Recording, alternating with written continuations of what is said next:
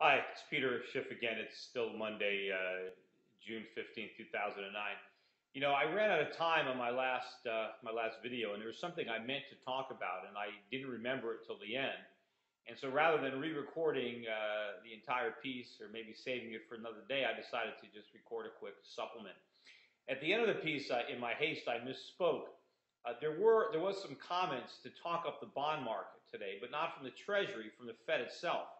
Fed Fisher came out and made some comments to the effect that the Fed will not be monetizing all this debt, meaning the Fed will not be printing money to buy government bonds. I mean, who does he think he's kidding? And that's exactly what they're doing.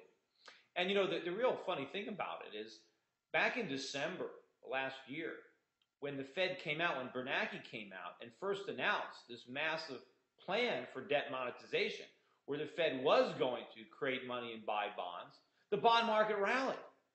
Today, when another Fed official comes out and says, no, we're not going to buy bonds, the market also rallied. So, I mean, what does the bond market want? Do they want the Fed to buy bonds, or do they not want the Fed to buy bonds? Well, the truth is it's the latter. I mean, anybody that knows anything understands that we don't want the Fed buying bonds, because buying bonds, or the Fed buying bonds, is negative for bonds because it's negative for the dollar. When the Fed buys bonds, they print money to do it, and that debases the dollar. But that's what they're going to do. In fact, Fed Fisher said that they have been under no pressure whatsoever from the government to monetize debt. Again, I mean, come on, who are they kidding? I mean, it's the same way now that Ken Lay over from Bank of America says that, well, there wasn't really any pressure from Bernanke or Paulson to do that B of A deal. I mean, even though it was a lousy deal and there was all these losses, he did it anyway, even though there wasn't any pressure. Of course there was pressure. Otherwise, he wouldn't have done it.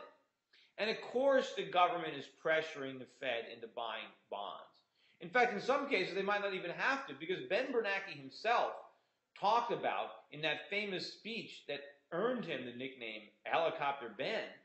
He talked about the fact that the Fed could always fight deflation, that we can always stop prices from falling. Of course, he probably means asset prices, by printing money. And he said the Fed will print as much money as they have to.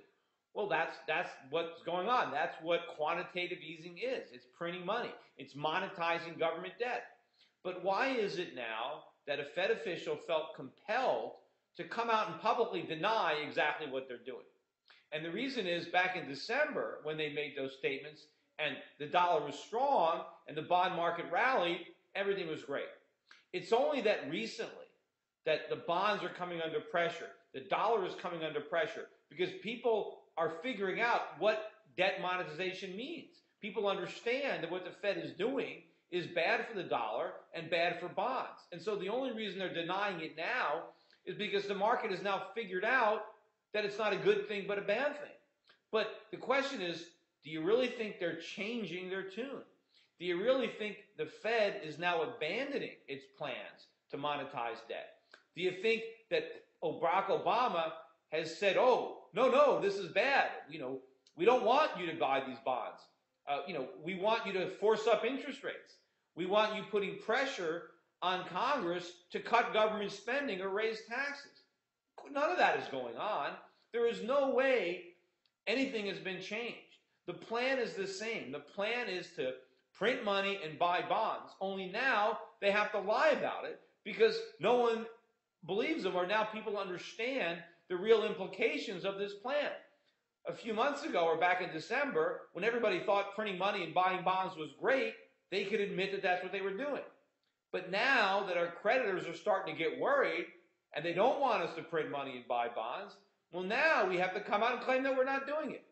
But of course, that is exactly what we're doing. You can never pay any attention to what a politician says. It reminds me of that old joke. How do you know when Barack Obama is lying, or how do you know when a central banker is lying? Their lips are moving. All they can do is try to talk up or say what they think the market wants to hear while they go about their plans and their agenda anyway.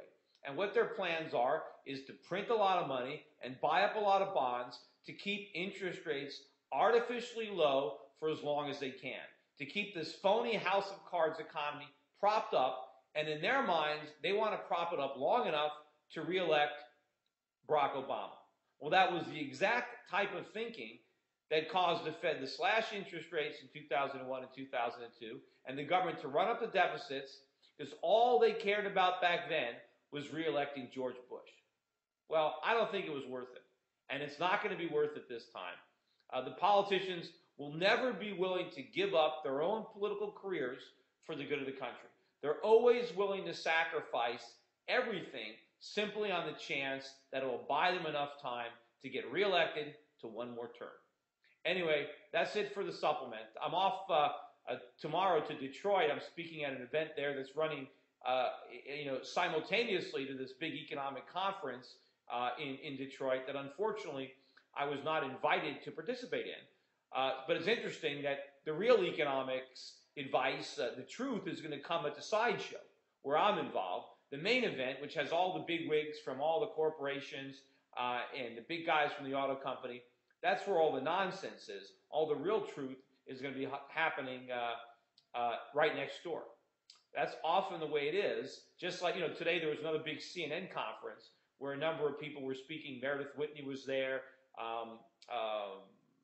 Mario Rubini was there. Robert Schiller was there. Geithner was there. A number of people were there. I think Ali Velshi was one of the monitors. Now, I've been going on CNBC longer than a lot of these people talking about these problems.